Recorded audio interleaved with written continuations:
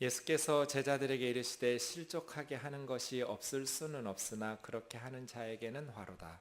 그가 이 작은 자 중에 하나를 실족하게 할진대 차라리 연자맷돌이 그 목에 매어 바다에 던져지는 것이 나으리라. 너희는 스스로 조심하라. 만일 내 형제가 죄를 범하거든 경고하고 회개하거든 용서하라. 만일 하루에 7번이라도 내게 죄를 짓고 7번 내게 돌아와 내가 회개하노라 하거든 너는 용서하라 하시더라. 사도들이 주께 여짜오되 우리에게 믿음을 더하소서 하니 주께서 이르시되 너희에게 겨자씨 한 알만한 믿음이 있었더라면 이 뽕나무더러 뿌리가 뽑혀 바다에 심겨라 하였을 것이요 그것이 너희에게 순종하였으리라. 너희 중 누구에게 밭을 갈거나 양을 치거나 하는 종이 있어 밭에서 돌아오면 그더러 곧 와 앉아서 먹으라 말할 자가 있느냐? 도리어 그더러 내 먹을 것을 준비하고 띠를 띠고 내가 먹고 마시는 동안에 수종 들고 너는 그 후에 먹고 마시라 하지 않겠느냐? 명한 대로 하였다고 종에게 감사하겠느냐? 이와 같이 너희도 명령 받은 것을 다 행한 후에 이르기를 우리는 무익한 종이라 우리가 해야 할 일을 한 것뿐이라 할지니라. 아멘. 여러분, 성도에게 가장 행복한 일이 무엇일까요? 우리가 가장 행복한 순간은 언제일까요? 그리스도인들에게 가장 기쁜 일, 가장 행복한 일은 무엇입니까? 누가복음 10장 20절을 한번 찾아보겠습니다. 앞에서 묵상했던 건데요. 누가복음 10장 20절. 누가복음 10장 1절에 보면 예수님께서 70명의 제자들을 둘씩 짝지어서 전도하러 보냅니다. 그렇게 각 동네, 각 지역으로 2명씩 70명의 제자들, 전도부대를 파송한 후에 17절에 보시면 70인이 기뻐하며 돌아와 주여, 주의 이름이면 귀신들도 우리에게 항복하더이다. 그 사역의 풍성한 열매를 가지고 와서 예수님 앞에 기뻐했다고 그랬습니다. 이런 기쁨이 있죠. 17절의 기쁨. 우리 그리스도인들에게 이렇게 행복한 순간이 있어요. 복음의 사역. 이것은 섬겨보지 않으면 맛볼 수 없는 일이에요. 주님을 섬기고 영혼들을 섬기고 예수 그리스도의 복음을 전하고 또 그들을 위해서 기도할 때 귀신들이 나아가고 병자들이 고쳐지고 이렇게 주님을 섬기면서 누리는 기쁨. 이 70명의 제자들이 기쁨으로 충만해서 예수님에게 와서 기쁨을 나누었던 것이죠. 그때 예수님께서 사탄이 하늘에서 번개처럼 떨어지는 것을 나도 보았다고. 그런데 20절입니다. 그러나 귀신들이 너희에게 항복하는 것으로 기뻐하지 말고 너희 이름이 하늘에 기록된 것으로 기뻐하라. 이게 두 번째 기쁨이에요. 그러니까 성도들이 누리는 기쁨이 두 가지예요. 하나는 사역하면서 누리는 기쁨. 그리고 또 하나는요. 우리 이름이 하늘의 생명책에 기록된 것으로 누리는 기쁨. 구원받은 기쁨, 하나님의 자녀된 기쁨이에요. 그런데 예수님은 지금 어떤 것이 더 기쁜 일이라고 말씀하시는 거예요? 사역의 기쁨. 귀신들이 너희들에게서 쫓겨나가는 것들을 기뻐하는 것보다 너희들의 이름이 하늘의 생명책에 기록된 것을 더 기뻐해라. 구원받아 하나님의 자녀된 것에 대한 더 큰 기쁨. 이것은 숨겨진 기쁨이에요. 제자들이 귀신들이 예수님의 이름으로 명함에 나아가는 것들을 볼 때는 그 기쁨은 누렸어요. 17절의 기쁨은 누렸어요. 그런데 20절의 기쁨은 숨겨진 기쁨처럼 누리지를 못하고 있어서 예수님께서 콕 집어서 지적해 주신 거예요. 너희 이름이 하늘의 생명책에 기록된 기쁨 말이에요. 곧 수능 보면 이제 대학 합격자 명단에 딱 이름이 있으면 기쁘겠죠? 원하는 대학에 합격하면 그것보다 하늘의 생명책에 너희 이름이 기록된 것으로 기뻐하라는 거예요. 그런데 기쁨과 행복이라는 것은요, 객관적 사실 때문에 기뻐하거나 행복하지는 않아요. 주관적 수용 때문에 행복해요. 이게 무슨 말이냐면 여러분 김치 드시면서 별로 행복하다고 느끼지 못하시죠? 당연히 그런데 저는 여러분 김치 먹는 것이 그렇게 부러울 수가 없어요. 저는 김치를 못 먹으니까요. 먹을 수는 있죠. 먹고 나서 속이 뒤집어져 가지고 떼굴떼굴 굴러야 된다는 것이 문제죠. 그래서 저는 매운 것을 맛있게 먹고 그것이 정말 신기해요. 물어봐요. 지난 주일에 그 무생채가 나왔어요. 주일 만찬에. 저는 아예 그걸 담아가지를 않았어요. 그건 내가 먹을 수 있는 반찬이 아니에요. 그래서 멸치볶음만 가져갔어요. 옆에 앉아 계신 집사님이 그걸 잔뜩 빨갛게 비벼 드시는 거예요. 제 궁금해서 물었어요. 이렇게 맵게 드셔도 속 쓰리지 않느냐고. 아니요? 이렇게 못 먹는 사람들이 보면 그렇게 김치를 먹을 수 있고 매운 것을 먹어도 속 쓰리지 않게 즐길 수 있다는 거 정말 부러운 일이거든요. 그런데 그것을 당연하게 여기는 분들은 그게 그렇게 행복한 일인가 싶지 않죠. 저는 10년 만에 김치를 처음 물에 씻어서 먹었거든요. 그리고 펑펑 울었어요. 너무 감격스러워서. 김치를 그냥 먹은 것도 아니에요. 그냥 물에 씻어서 한 10년 넘게 만에 먹어봤어요. 근데 너무나 맛있고 좋은 거예요. 그 너무나 감격해서 막 울컥하더라고요. 너무 감사해서 눈물이 났어요. 보세요. 여러분은 굉장히 많은 것을 객관적으로 행복할 수 있는 조건들을 가지고 있지만 그 객관적으로 그것을 가지고 누린다고 해서 행복을 느끼는 것은 아니에요. 그것으로부터 행복을 느끼려면 그것을 내가 행복한 일이라는 것을 인식하고 주관적으로 수용하고 누릴 수 있어야 돼요. 우리가 하나님 자녀 되었어요. 천국의 생명책에 우리 이름이 기록되었어요. 객관적 사실이 그렇다고 해서 우리가 반드시 행복하고 기쁨을 누리는 것은 아니에요. 어떤 성도가 그것을 누려요?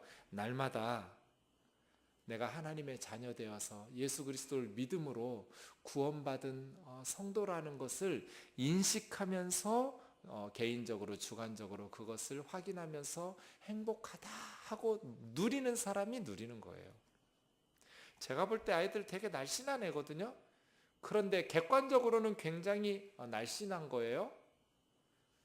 그런데 본인은 다이어트 해야 된다고, 난 뚱뚱하다고, 못생겼다고 그렇게 생각하면 객관적 사실이 그 아이를 행복하게 하는 것이 아니라 그 사실을 받아들이는 그 사람의 자세와 태도에 따라서 불행하고 슬퍼하고 이런 것들을 맛보지요. 이게 중요해요. 예수님께서는 사역의 결과와 열매가 맺힐 때 기뻐하는 제자들을 보시면서 그거 당연히 기뻐하는 거 잘못된 것 아니죠. 하지만 더 크게 기뻐해야 될 것이 있다. 너희 이름이 하늘의 생명책에 기록된 것을, 사랑하는 형제 자매 여러분, 저와 여러분이 날마다 하나님 자녀된 기쁨으로 충만한 그 행복을 누리며 살기를 주의 이름으로 축원합니다. 그것을 우리가 개인적으로 날마다 마음을 열고 예수님의 말씀하신 것처럼 이 숨겨진 기쁨이거든요. 보화를 캐내듯이 우리 이름이 생명책에 기록된 것을 인하여서 기뻐하고 감사하고 그렇게 즐길 수 있는 그러한 신앙생활을 하는 것이 행복한 사람이죠. 그렇다면 우리 그리스도인들이 가장 주의해야 될 것이 뭐겠어요? 우리가 가장 크게 기뻐하고 행복해야 될 것이 구원받은 기쁨이라면 우리가 가장 피해야 될 것은 뭐겠냔 말이에요. 1절에 나온 것처럼 다른 믿음이 연약한 형제 자매들을 실족하게 하는 거죠. 그렇죠? 이 죄는 무엇으로도 씻을 수가 없어요. 너무나 엄청나기 때문에 예수님께서 차라리 소자 하나를 실족하게 하려면 네 목에다가 연자맷돌 메고 깊은 바다에 빠져 죽으라. 그것이 더 작은 벌이다. 한 사람을 실족하게 하는 것이 그만큼 큰 문제다 라고 예수님께서 경고하시는 것이죠. 자, 그러면 어떻게 실족하지 않게 할 수 있을까요? 성도들이 실족하게 되는 것 두 가지가 있습니다. 첫 번째, 죄 용서하지 않는 것이죠. 3절입니다. 내 형제가 죄를 범하거든 경고하고 회개하거든 용서하라. 그 사람에게 경고해야지 뒤에서 험담하면 안 된다고 그랬습니다. 이거 가장 실족하기 쉬운 일입니다. 교회 다니면서 뒤에서 험담하거나 뒤에서 비난하는 것, 실족의 제1원인입니다. 형제가 죄를 범할 때 경고하고 회개하면 용서하라. 하루에 7번이라도 죄를 짓고 7번 돌아와서 회개하노라 하거든 용서하라. 그러니까 소자가, 믿음이 연약한 사람이 언제 실족하냐면 잘못했다고 하는데도 불구하고 계속해서 비난할 때예요. 용서받지 못할 때. 그 공동체에서 견뎌낼 수가 없는 거예요. 용서를 구하는데도 용서해 주지 않을 때 실족하죠. 이게 첫 번째였어요. 왜 그리스도인들은 용서할 줄을 모를까요? 가끔 제가 우스갯소리로 하는 말인데요. 좀 술 먹고 좀 이렇게 풀어줬으면 좋겠다는 생각이 들어요. 다들 술 한 잔씩 하고 그 힘을 빌어서라도 세상 사람들은 풀잖아요. 그 서운했다고. 그런데 예수 믿는 사람들은 술을 안 먹어서 그런지 이게 술 먹는 죄보다 용서 안 하는 죄가 훨씬 더 클걸요? 왜 그리스도인들은 마음의 상처를 받으면 용서가 이렇게 힘들까? 왜 털어버리지 못할까? 그러니까 교회 안에서 계속 상대방을 멀리한단 말이에요. 용서가 안 되니까, 마음이 풀리지 않으니까 계속 거리낌과 장벽이 생기잖아요. 그러면 그 사람이 그 공동체에서 실족하게 돼요. 잘못했다고 사죄하는데도 그 잘못을 용서해 주지 않고 계속해서 정죄할 때.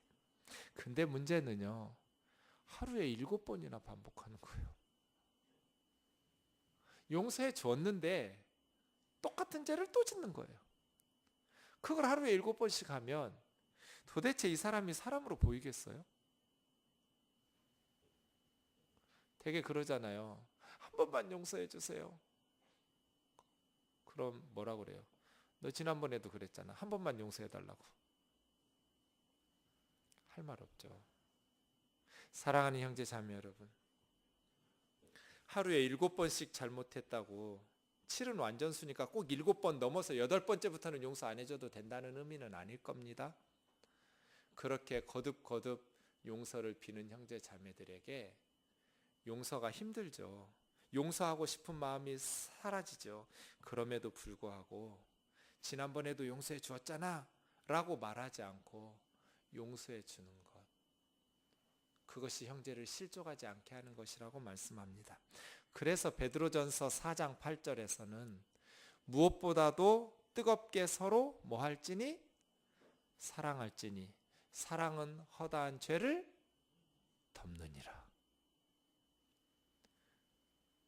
구원받은 우리가 무엇보다도 피차에 서로 뜨겁게 사랑해야 되고, 사랑이란 허다한 죄를 덮어주는 것이고, 다른 형제 자매들의 죄가 내 죄라는 것을 알아야 돼요. 저 집사님이 저런 죄를 짓는 것은 목사인 내가 기도를 못했기 때문에, 목사인 내가 말씀을 제대로 전하지 못했기 때문에, 그러니까 집사님의 죄는 집사님의 죄뿐 아니라 저의 죄이기도 한 거예요. 우리가 같이 짊어져야 돼요. 목사뿐이에요? 캠프장, 교사, 같은 캠프원, 우리 다 마찬가지예요. 다른 형제 자매들을 비난하고 정죄할 것이 아니라 그 죄의 짐을 나도 짊어져야 돼요. 내 자식이 죄지면 그 자식만의 죄라고 말하지 않잖아요. 부모는 그 죄의 짐을 내가 잘못해서 그렇다고 나눠지고자 하잖아요. 그게 교회죠. 사랑은 허다한 죄를 덮느니라. 덮어야 돼요. 이것이 첫 번째였어요. 그러니까 오늘 본문 5절에 사도들이 예수님에게 우리에게 믿음을 더해달라고 그랬어요. 전 좀 이거 이상하다고 생각했어요. 하루에 7번이라도 죄를 짓고 너희에게 찾아와서 7번 잘못했다고 사죄하거든 용서하라. 그러면 우리에게 뭘 더해달라고 제 생각에 구해야 될 것 같으냐면 사랑을 더해달라고 구해야 될 것 같았어요. 그렇지 않아요? 예수님, 그런 참 용서하기 힘든 사람조차도 용서할 수 있는 사랑의 마음을 저에게 더해 주십시오. 이렇게 구해야 되는 거 아니에요? 그런데 제자들은 예수님, 믿음을 더해 주십시오 그랬어요. 믿음. 고민이 생겼어요.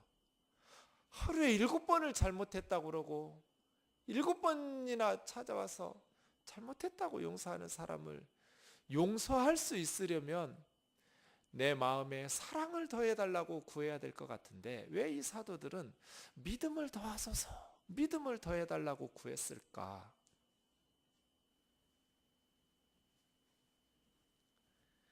말씀하신 주님에 대한 믿음이 필요했기 때문이에요.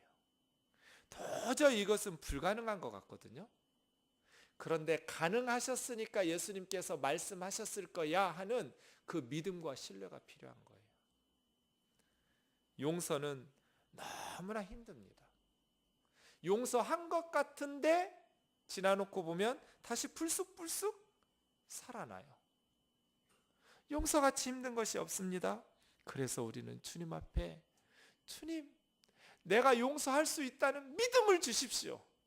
이것이 불가능한 일이 아니라는 것에 대한 주님 말씀을 신뢰할 수 있는 믿음을 주십시오. 그렇게 구해야 돼요. 용서는 믿음으로 하는 거예요. 가능하니 주님이 말씀하셨다는 그 믿음에 대한 신뢰로. 그래서 이 1절에서 4절까지는 우리의 본능과 착한 성품을 개발하는 것으로는 불가능하고요. 주님께서 은혜를 베푸셔야 가능해요. 사랑하는 형제 자매 여러분, 우리의 힘으로 용서하는 것이 아니라 믿음의 힘, 주님이 주시는 은혜의 힘으로 용서가 가능하다라는 것을 기억할 수 있기를 바랍니다. 제가 이 말씀 묵상하면서 큰 감동받은 게 뭐냐면 나도 주님으로부터 그렇게 용서받았다는 사실을 생각하고 나섭니다. 우리는 어떻습니까? 하나님으로부터 하루에 7번씩 똑같은 죄 계속해서 반복하면서 회개하면서 하나님의 용서를 구하지 않습니까? 여러분은 어쩐지 모르겠습니다만 저는 그럽니다. 7번뿐 아니라 수십 번씩 동일한 죄를 짓고 나서 하나님 앞에 잘못했다고 용서해달라고 빕니다. 그런데 하나님은 한 번도 저에게 저주하거나 교통사고를 일으키시거나 그러지를 않으셨습니다. 하나님께서 우리를 이와 같이 용서하셨구나. 나는 하나님의 사랑을 그렇게 많이, 하나님의 용서를 그렇게 많이 누리면서 왜 나에게 잘못한 형제 자매들을 용서하는 것은 그렇게 힘이 들까? 하나님, 예수님의 사랑, 하나님의 사랑이 내 속에 살아있을 때는 형제 자매들에게도 용서해야지가 되지만 그 믿음과 은혜가 식어버리면 작은 허물도 용서할 수가 없는 연약한 죄인을 불쌍히 여기소서 기도하게 됩니다. 사랑하는 형제 자매 여러분, 우리가 다른 형제 자매들을 용서하기 위하여 믿음을 구할 수 있기를 주의 이름으로 축원합니다. 가능한 일입니다. 원수까지 사랑하고 용서하라는 것 가능한 일입니다. 사랑이 우리 마음속에 채워지면 가능합니다. 사랑은 허다한 죄를 덮거든요. 무수히 많은 그 죄들을 다 덮어줄 수 있기 때문에 그렇습니다. 아이들을 엄마가 사랑합니다. 그래서 아이들의 허다한 죄를 용서하지요. 그런데 아이들만큼 남편을 사랑하지 않습니다. 그래서 남편의 허다한 죄는 용서가 안 됩니다. 문제는 뭡니까? 내 안에 사랑이 없는 것이 문제죠. 그러면 사랑이 안 생기는데 어떡합니까? 그럴 때 믿음을 구하는 거예요. 이건 불가능해. 나는 안 되나 봐. 포기하는 것이 아니라 주여 내게 믿음을 더하소서.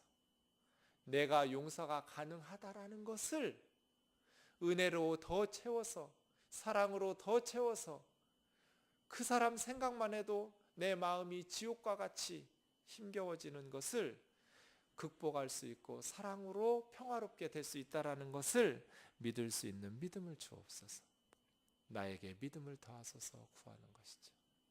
정말 불가능할 것 같은 용서가 가능해지는 순간 성령님께서 우리의 마음을 주장하시고 은혜를 베푸시면 믿음으로 주님 앞에 구할 때에 가능하게 하실 줄로 믿습니다.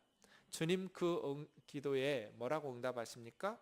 겨자씨 한 알, 가장 작은 씨앗 중에 하나입니다. 눈에 보이지도 않을 만큼 작은 겨자씨 한 알만큼의 믿음만 있다라면 이 뽕나무 앞에 서서 뽕나무 뽑혀 바다로 들어가 이렇게 명령해도 될 거라는 거예요.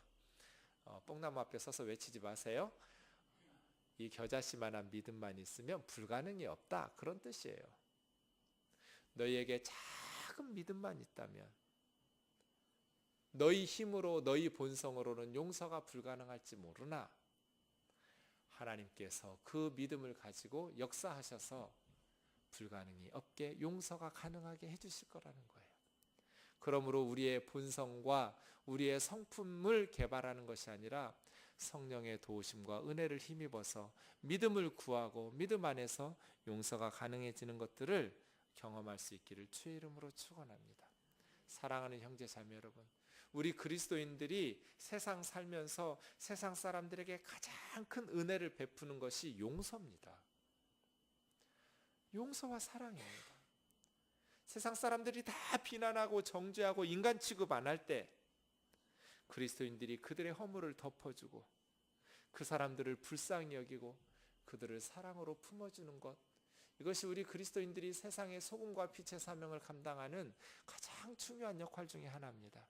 이 세상은 용서가 없습니다. 보복의 원리가, 경쟁과 시기 질투의 원리만 작동합니다. 하지만 그리스도인들이 이 세상 가운데에서 불가능해 보이는 용서들을 실천해 갈 때 우리는 세상을 변화시켜 갈 수 있을 줄로 믿습니다. 참된 믿음만 있다면, 겨자씨만한 믿음만 있다면 우리는 주님의 도우심으로 불가능 없는 용서가 가능하게 될 것입니다. 이것이 첫 번째입니다. 어떤 사람이 실족합니까? 어떤 때 실족합니까? 용서를 구했는데 계속해서 무시하고 정죄하고 비난할 때, 말실수 한 번 한 것으로, 또 한 번 싸우고 다툰 것으로 계속해서 어색한 분위기 만들어가고 풀지를 못하고 용서하지를 못하고, 어제도 어느 집사님이 저한테 와서 가슴을 치면서 한숨을 쉬다 갔습니다. 우리 교우 아닙니다. 분명히 목사님이 잘못했습니다. 목사님이 잘못해서 장로님이 문제 제기를 했어요. 당회에서 목사님의 잘못에 대해서 목사님은 장로직을 파면시켰어요. 그런데 장로님이 저를 찾아와서 목사님 어떻게 해야 됩니까? 제가 그 교회에 붙어 있으라고 그랬어요. 계속해서 기도하라고, 마음에 증오심 생기지 않도록 예수님의 십자가의 사랑을 그럼에도 불구하고 그곳에서 실현해 보라고. 그런데 계속 설교 시간마다 치는 거예요. 왜 안 가고 우리 교회에 앉아 있느냐고. 이게 목사예요?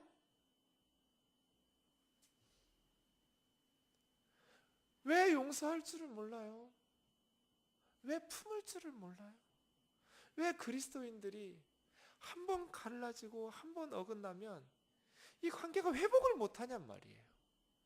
그러면 어떻게 해요? 실족하죠.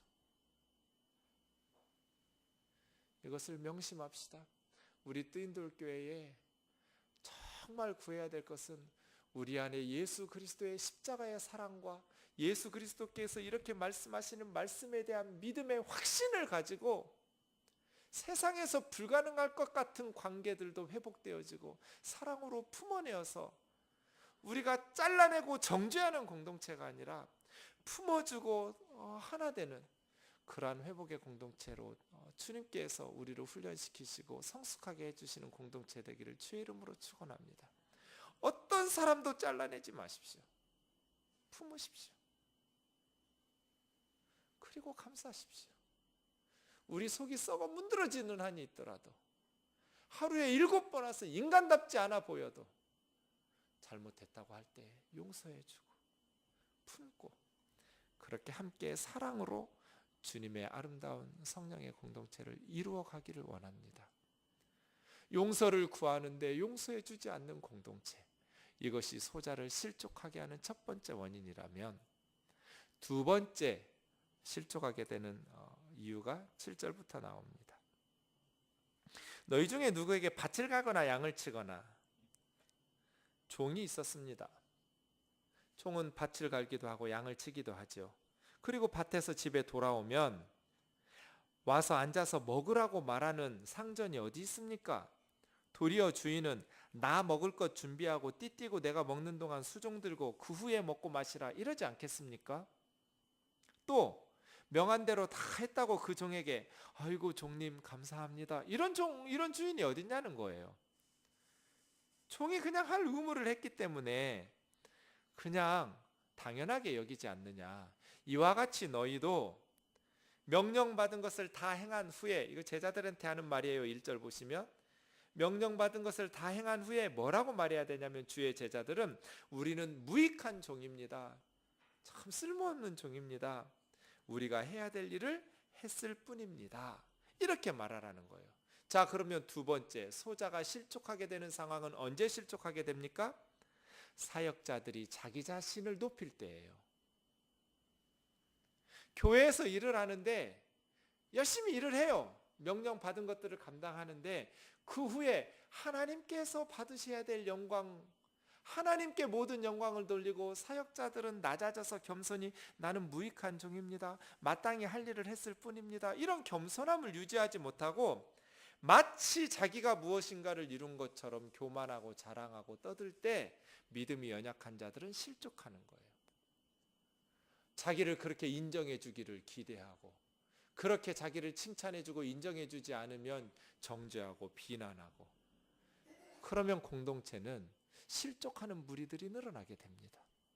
사랑하는 형제 자매 여러분, 형제들이 실족하게 되는 예수님께서 말씀하신 이 두 가지 상황을 꼭 마음에 새기고, 우리가 천국의 생명책 이름에 우리 이름 기록된 것이 가장 행복한 일이고 기뻐해야 될 일이라면, 우리가 가장 조심하고 피해야 될 것이 형제 자매들이 실족해서 믿음에서 이탈하는 것일진데, 그러하지 아니하도록 우리가 우리 영광을 추구하지 아니하고 겸손히 모든 영광이 예수님에게로 올라갈 수 있도록, 세상에서는 자기 이름을 내세우는 사람들이 많을지 모르지만 교회에서는 절대로 자기 이름을 드높이지 않고, 마치 자기로 인하여서 하나님이 자기가 아니었으면 안 됐을 것처럼 말하면서 부귀영화를 누리고 교회에서 칭찬받고 인정받으려고 하는 그러한 교만, 하나님의 영광을 가로채어서 믿음이 연약한 사람들이 실족하게 만드는 그러한 어리석음이 없기를 주의 이름으로 축원합니다. 하나님을 그냥 섬긴 것만으로도 기쁜 일이죠. 네, 항상 따라해 보세요. 영광은 무슨, 따라하세요. 영광은 무슨, 폐나 끼치지 않으면 다행이지요. 남들이 칭찬할 때 내가 하나님 나라에 폐나 끼치지 않았으면 다행이죠. 나 이렇게 쓰임 받는 것만 해도 영광이에요. 내가 무슨 칭찬받을 사람 아니에요. 나 아니면, 나는 그런 사람 아니에요. 다른 사람이 우리를 칭찬하고 높여줄 때 영광은 무슨, 나 그런 사람 아니에요. 내가 하나님에게 폐나 되지 않았으면 다행이에요. 하나님께서 나에게 은혜 베푸셔서 하게 하신 것, 그거 정말 감사한 일이지. 그것으로 저와 여러분이 하나님의 영광을 가로채서 믿음 없는 사람들이 지켜볼 때 시험에 들고 실족하는 일 없도록 항상 겸손하게 주 섬기기를 주의 이름으로 축원합니다. 입으로만 이렇게 말하지 말고 행함 있게 하시기를 주의 이름으로 축원합니다. 자, 우리 찬양하고 기도합시다.